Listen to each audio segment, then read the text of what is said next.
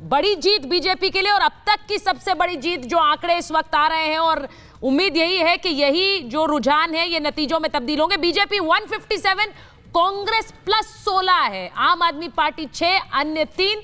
अब आप इसका मतलब निकाल लीजिए हिमानी कि बीजेपी के लिए अब तक की सबसे मैसिव विक्ट्री है गुजरात में। क्या आप स्टैंड अप इंडिया योजना के तहत 1 करोड़ का लोन लेकर अपना खुद का बिजनेस शुरू करना चाहते हैं? तो फ्रीडम ऐप को डाउनलोड करें और इसकी पूरी जानकारी अभी प्राप्त करें।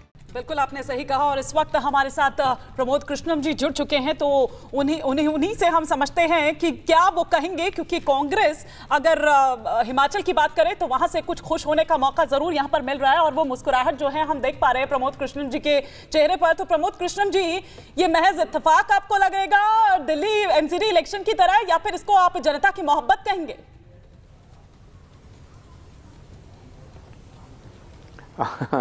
नहीं, खुले दिल से इसको तो स्वीकार करना पड़ेगा, और भारतीय जनता पार्टी के भी साथियों को स्वीकार करना चाहिए कि जिस तरह हम उन्हें गुजरात की प्रचंड जीत पर बधाई दे रहे हैं, उसी तरह उन्हें हिमाचल की जीत पर हमें बधाई देनी चाहिए। तो ये तो लोकतंत्र का पर्व है, इसमें चुनाव हो गया, रिजल्ट आ गया, रिजल्ट कुछ थोड़ा बहुत बचा है वो भी आ जाएगा। तो हिमाचल की जनता ने निश्चित रूप से कांग्रेस पर विश्वास किया है, और मैं इसका श्रेय प्रियंका गांधी को देना चाहूंगा कि हिमाचल में जिस तरह से उन्होंने काम किया और हिमाचल में जाकर के जो उन्होंने बातें रखी, तो हिमाचल की जनता ने प्रियंका गांधी की बातों पर यकीन करके उनका समर्थन किया और बीजेपी के खिलाफ वोट किया। दूसरा मल्लिकार्जुन खड़गे जी की वजह से भी हिमाचल में जो वहाँ शेड्यूल कास्ट शेड्यूल ट्राइब्स के जो वोट परसेंटेज है, उसमें जो लगभग 20% वोट है शेड्यूल कास्ट का, उसमें 60-70% के करीब वोट जो है वो कांग्रेस को मिला खड़गे जी की वजह से।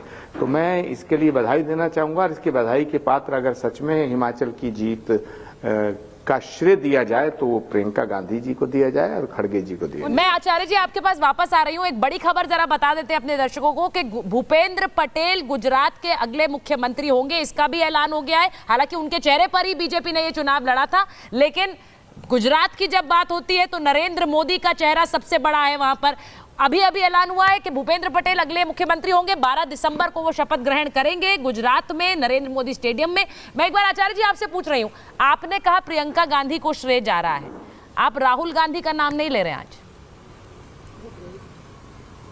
वो मैच देख रहे हैं। देखिए, राहुल गांधी जी अभी इलेक्ट्रल पॉलिटिक्स से बहुत दूर हैं, वो यात्रा कर रहे हैं, उनका एक संकल्प है। वो तो महात्मा गांधी, विनोबा भावे, स्वामी विवेकानंद और ऐसे महापुरुषों के रास्ते पे चल रहे हैं। तो अभी उन्हें इस राजनीति में घसीटना ठीक नहीं होगा, क्योंकि वो तो गुजरात में भी नहीं गए। आचार्य जी, एक मिनट, जो नीतिकार हैं, रणनीतिकार हैं, उन्होंने उनकी यात्रा को गुजरात से भी दूर रखा। तो अब ये बड़ी दिलचस्प बात आपने बोली है, इस विषय में नहीं घसीटना चाहिए, ना वो हिमाचल गए ना वो गुजरात गए। देखिए, आपने बड़ी दिलचस्प बात बोली है। भारत जोड़ो यात्रा का फिर उद्देश्य क्या है राहुल गांधी का? अभी तक हम तो यही सोच रहे थे कि 2024 की वो तैयारी कर रहे हैं, लेकिन आपने तो इससे पूरी तरह से 2024 से अलग कर दिया है। मुझे लगता है राहुल गांधी जी जो भारत जोड़ो यात्रा कर रहे हैं, तो उनका जो संकल्प है वो राजनीतिक स्वार्थों को साधना नहीं है। अगर उनका संकल्प राजनीतिक होता तो वो योगेंद्र यादव जी और मेधा पाटेकर जी और दूसरे जो तमाम एनजीओ हैं उनका सपोर्ट क्यों लेते? विशुद्ध रूप से कांग्रेस पार्टी सक्षम थी यात्रा निकालने के लिए। तो मुझे लगता है राहुल गांधी जी के संकल्प का सम्मान करना चाहिए।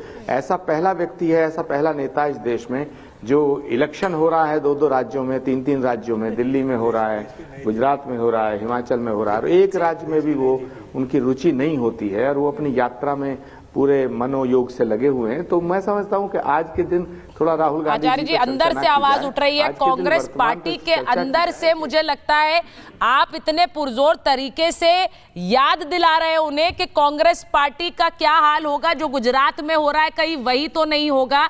क्या आप स्टैंड अप इंडिया योजना के तहत 1 करोड़ का लोन लेकर अपना खुद का बिजनेस शुरू करना चाहते हैं? तो फ्रीडम ऐप को डाउनलोड करें और इसकी पूरी जानकारी अभी प्राप्त करें।